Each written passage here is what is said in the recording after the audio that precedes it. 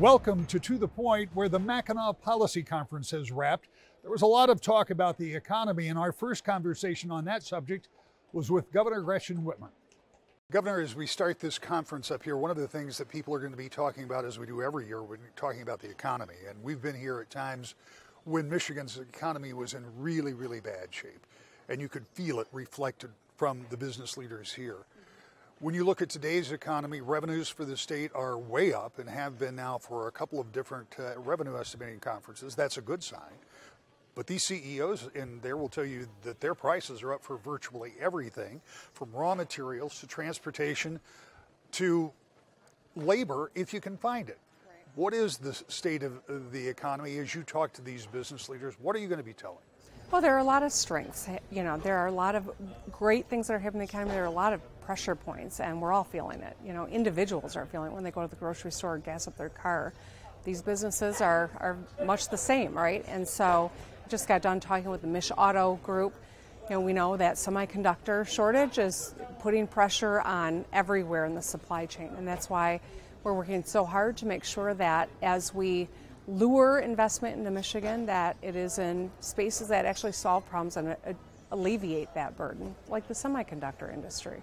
But there's a lot of work to do. There's, like I said, we got a lot of things going for us, but we got a lot of challenges. We got to navigate them together. You talk about the pressures, talk about on businesses, and you brought up to individuals too, and that particularly stresses people who already may be struggling when just the necessities of everyday life have just started to skyrocket up with no explanation. I know there's nothing that government can do to make inflation go away. President Ford dealt with that back, during his term in office, and it's not as simple as printing up a button that says whip inflation now. But what can state government do to at least try to ease that burden? Yeah, well, no governor can fix inflation, but what we can as a state do is make investments in the things that are going to give people opportunity to make more, right? So whether it's closing the skills gap so people can get into the workforce, into a good paying job, whether it is the investment that we're making and we could make in tutoring. This would be a burden off of families. This would be universal opportunity for our students. This will help our workforce get better prepared for the future. I mean, these are important investments that the state can make that will alleviate the burden. And I have proposed some tax relief, whether it is rolling back the retirement tax or it is the earned income tax credit for people that are working and have kids. That would be a huge benefit. And I've signaled that I am absolutely open to working with the legislature if there's another solution, but it's got to give people relief now. I don't want to play games. I don't want to tell people we've solved a problem when we know darn well that it hasn't been solved. We want to give people real relief now. Well, let's talk about that gas tax rollback that the Senate and House recommended, and I believe has already been sent over to you. You said last week you would review it, you would consider it. Well, it's next week. Where are you on that? Well, I'm willing to negotiate with the legislature. I think we've got to be smart and make sure that we're actually giving people relief now. We've got resources for the first time in a long time. We've managed well through this crisis. We've gotten assistance from the federal government. We have an opportunity to make an investment right now with one-time resources in some help, relief right now. But ultimately, we've got to make sure that we get a budget done on time that's coming due in the next few weeks. I don't know if they're going to make the deadline that they set in statute a few years ago. They haven't so far. They haven't yet, but maybe this year's the year. But, families want to know what they're working with. Families want to know what kind of relief they're going to have. A few months without a gas tax might be sufficient for a lot of folks.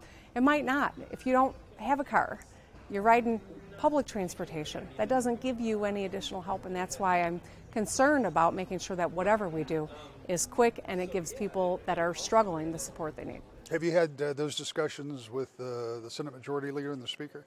We have regular meetings, and I can tell you we've got negotiations going on the budget right now.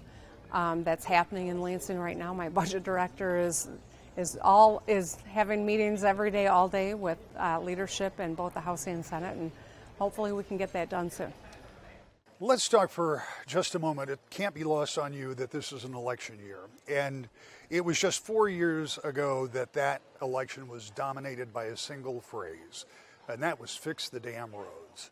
You're going to hear a lot of that this year as Republican candidates now and later singular candidate are going to say, hey, wait, the roads aren't fixed. What is the state of our infrastructure in Michigan? Because there's, if you're talking about finding jobs and finding workers, I'm guessing that road construction companies are probably one of the places that's looking for people because there are a lot of projects.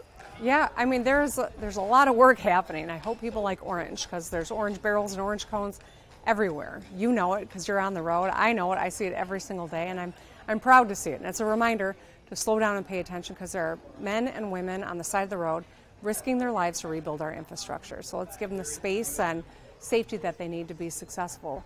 No one ever said with decades of underinvestment we could fix it overnight or in even one term. That's not ever a promise that I made because I know you can't address the magnitude of this problem overnight. But we are making huge progress. 13,000 lane miles, 900 bridges, orange barrels all across the state, project after project being announced. So we are well on our way to addressing the problem. But it's just like saying we're going to educate our public. You wouldn't all of a sudden overnight have fixed the skills gap, but it is work that is being done. We can measure and we can show we are making progress.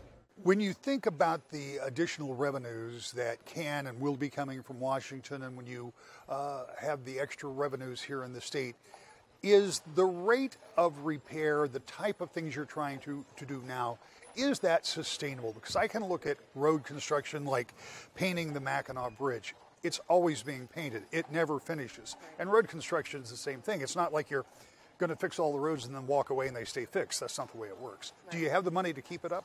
No, not yet. I introduced a solution. The legislature not only didn't embrace it, but they didn't counter with anything because they weren't real serious about doing it.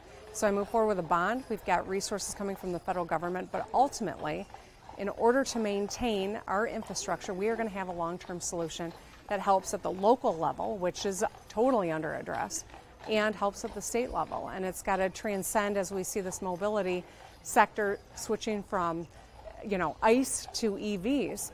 We've got to have a solution that recognizes the old ways won't work anymore. We've got to be forward-thinking, and we've got to be comprehensive, and we've got to be committed. Finally, I want to talk about a subject that you and I have talked about before, but we were reminded again last week of just how dangerous our schools can be if not properly steeled against someone who would perpetrate an attack on small children. We obviously had our own unfortunate incident right here. I know that there's some bills that have been presented and some ideas that you have suggested. Where is the state in spending on school safety? Well, we're behind where we should be. And I say that not just as a governor, but I say that as a mom. The hardest days since I've been in office were the days in the wake of the Oxford shooting. And I say they were the hardest because I do this work because I care about people and I want to help people. That's the only reason that I'm in public service. There's nothing you can do for a parent who's lost their child to gun violence. The worst, toughest moments. And I spoke with one of the parents on Thursday night of this past week, and every time another scenario like this plays out, it's just ripping the scab off of a wound that'll never heal. And so we owe it to our kids and to our parents, whether it is secure storage or it is background checks. There are some common sense safety measures that we can take to prevent gun violence. In Grand Rapids this past weekend, there was a young man who died as a result of playing with a gun that apparently was his friend's grandfather's, was not secured. If we had secured storage, maybe that tragedy wouldn't have played out. And isn't it worth trying if we can save a handful of lives, one life, a dozen lives? We don't know. But there are things we can do to make kids safer. And by God, this legislature, I hope, will work to get something to my desk that I can sign that we can tell parents we're taking some action. The conversation around gun safety will continue, and it's one that will continue to follow. And we'll be back with more To the Point. Welcome back to the Point. On Mackinac Island this week, there was a lot of conversation about what was going to be good for business.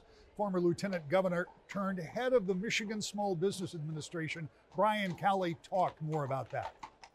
Let's talk a little bit about the environment in which you live, and that's the small business community. And there'll be a lot of conversations here on the island about what the business economy is like, what the future is like. What are the upsides that you see, and what are some of the challenges that you're going to be looking for or listening for up here? Well, first, there really is an explosion of entrepreneurship around the country and here in Michigan. And it's been one of the silver linings to an otherwise very challenging period of time. And people have turned to entrepreneurialism as a response to just the uncertainty and in this like newfound understanding. Life is short, and now is the time to go out there and take a chance and make something happen. But there are so many different challenges that are in front of people today. There's a rising cost environment that is hitting almost every industry, in every aspect of industry. There are supply chain disruptions that it's like whack-a-mole trying to solve the problems. As soon as you get one aspect solved, there's another blip that comes up, and it could be part of production, it could be part of packaging, it could be part of transportation and shipping. But what actually stands out more than those issues is the challenge in finding people. There's a lot of demand out there for goods and services, and a lot of businesses are quite frustrated that they can't really take advantage of all that demand. They can't really capitalize on all that demand because there's just not enough people to fill the open positions today. They're trying things across the board: rising wages, more flexibility, and yet the workforce shortages remain. So I think it's going to be a long haul here in trying to get that turned around.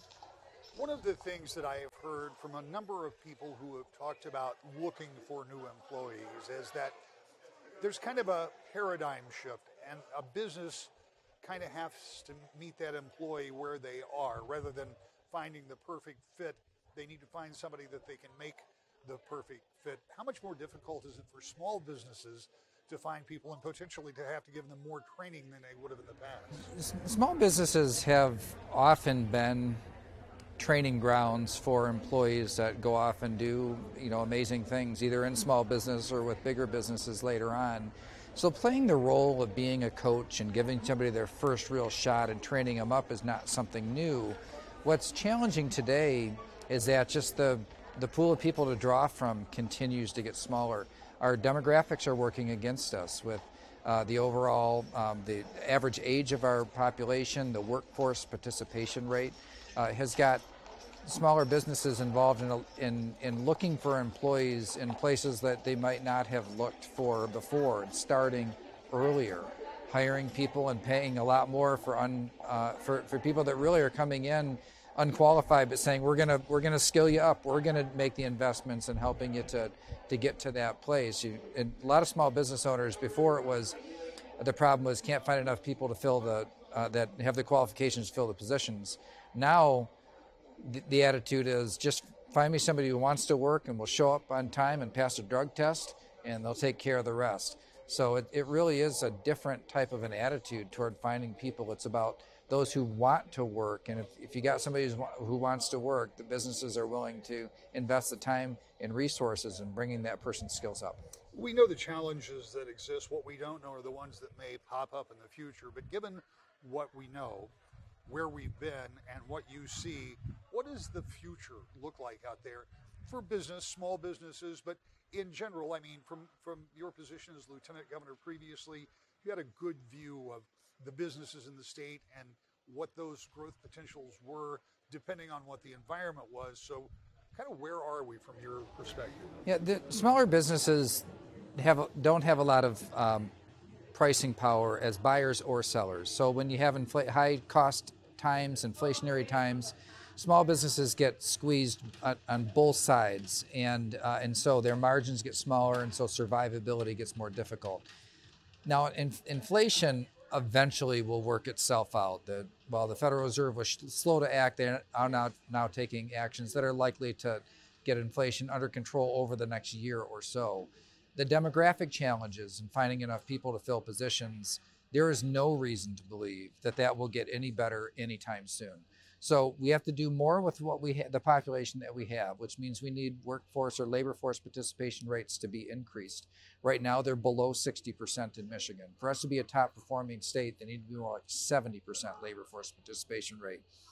And there's not one big sweeping change that will affect all that. It's going to be everything from child care to workforce development, to criminal justice reform even, and finding populations that are on the sidelines today, people with disabilities, and creating an environment where they can get into the workforce as well. For us to be a top performing state, really that's the one thing that I would zero in on today is the low labor force participation rate.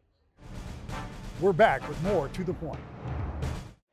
Welcome back to The Point. The Detroit Regional Policy Conference on Mackinac Island draws lots of politicians. We talked with U.S. Senator Debbie Stabenow about baby formula and Representative Bill Huizenga about the economy. Senator, let's talk about some things. Let's start with this. Yes.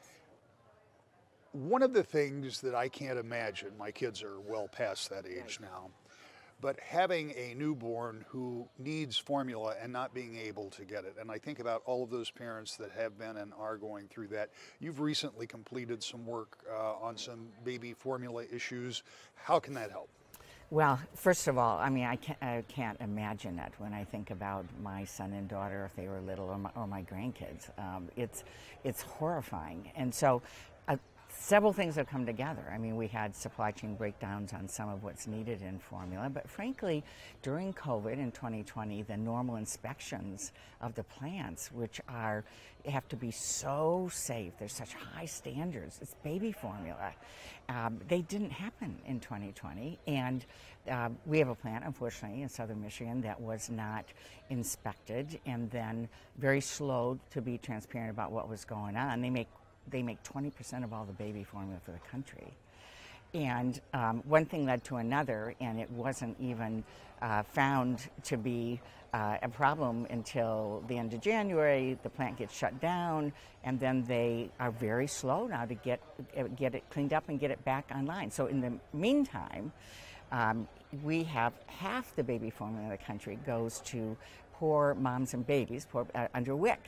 And so this is directly under my responsibility in the Agriculture Committee. And so I went into hyper gear. We literally wrote a bill, introduced it in the House and Senate, passed it in a week, and had the president sign it by the end of the week. I don't know if that's ever happened before, but it's because it was so serious. And this is creating the flexibility to get WIC moms the formula for their babies so that we could immediately get rid of the red tape and do some things that would allow them to happen. On top of that, the White House went into gear to bring in safe baby formula from other countries that have our same high standards. This is very important. Not every country has our same high standards. And so they're bringing things in, they're moving quickly now, but it's frightening what happened. And it's an example, frankly, of both a combination of not having the right inspections happen fast enough, but also a global breakdown in materials around the world and what can happen when we don't have the materials that we need. How do you assess where we are from an economic standpoint right now? Obviously, it was really rough when COVID hit, and it hit globally. And you used a very interesting term a few moments ago when you're trying to kickstart the global economy. Right. That's a big job. How are we doing? Well, first of all, I think we've got to go back a year and a half and say, a year and a half ago, we didn't have vaccines in people's arms. Kids were not in school. We didn't have home tests. We didn't have medicines. And so the first year was really spent on trying to make sure people were safe, didn't lose their life. Children got back in school and so on. That's happened. We now can manage this now. But now we're seeing the repercussions of a global supply chain. For years I've been saying we should be making things in America. We should be taking away the tax breaks that are taking jobs overseas. And I was told over and over again, no, it's cheaper overseas, just-in-time supply chains. Well, now we see what happens when the whole global economy gets shut down. So we are putting things back together. I mean, the president has used what's called Defense Production Act to open up a number of things to help us get the raw materials for batteries that we need, lithium and so on, to open it up for a number of things, including baby formula. So we are moving in the right direction. When you come to this conference every year and you talk to business leaders and they talk to you, the big issue is, where is the economy and where is it going? And if anybody could answer the latter part of that, it would make it easier for everybody to plan their businesses. But from your standpoint, financial services, you're in DC, you're looking at policy, you're looking at what's happening just with the economy in general. Where are we right now as we still try to rebound from what COVID did to the economy? Well, and it's more than just COVID. That is a significant part of it. As we've gone in and done some of this research, in fact, I presented this to Jay Powell at the Fed in a hearing. If you look at the spending, right, the liquidity that the federal government put in with stimulus checks and all the other stuff that had gone in, and the additional spending, the trillions of spending, there's some estimate that that's about 40% of the price increases that we've seen. That inflationary pressure comes from that additional spending. You then have about another 20% that is dealing with supply chain, which is some of that directly tied into COVID and our dependence in, especially with China and other places shipping that in. Then you have 20% of it that is labor, and then you have 20% of it that is energy. And you put all of those things together, and that's how we're seeing this sort of this record increase in prices in virtually every category. And not to play too much I told you so, but there's a number of us that had been calling for the Fed to dial that back, and for Congress to dial back the spending. And, and we've talked a little bit about this, the new threshold of whether you care or not is whether it spends $1 trillion. By the way, it's 12 zeros. And it's a huge number that we have never seen. So, if you have a program that's going to go spend $800 billion, no, that doesn't cut it. It has to be $1 trillion. Why? Because it just sounds like we care more. And it's just gotten us in this really bad spot. And Janet Yellen just recently, I think as of yesterday or a couple of days ago, said she was wrong. She was wrong about the transitory nature of where it was, where prices were going and where inflation was. And frankly, there's a lot of us that were not surprised about it being transitory or not transitory. So where do we go from here? I think that is the main question. We don't know. We're in some really uncharted territory. We've never seen interest rates that have been artificially held so low for so long. To sort of spur this economy along, and we saw it just rocket up, but then we added additional spending because of COVID and because of some of those things. So there's a lot of people trying to figure it out. My general take is, Rick, we have to dial back our spending. Certainly no more stimulus that needs to go in. We need to get some of our fiscal house in order. To deal with that. We need to have interest rates normalize. That means that people are going to be paying a little bit more for that car loan or that home loan. The debt that is out there, and we need to encourage people to get back to work. That's a huge part of this. So again, no more stimulus, no more of those incentives to keep people out of the workforce. And the final thing is, how do we again send the message that we are going to be energy independent? And that directly ties in with what Secretary Granholm has been doing on federal lands with federal leases, and there's no magic spigot on that, but we have to send the world market the right signals that we're serious about getting our energy house in order. As the Detroit Regional Chamber Policy Conference comes to an end on Mackinac Island, there is some concern about the current state of the economy and optimism for what could be happening with small businesses. We'll continue to follow that when you join us each week. To the Point.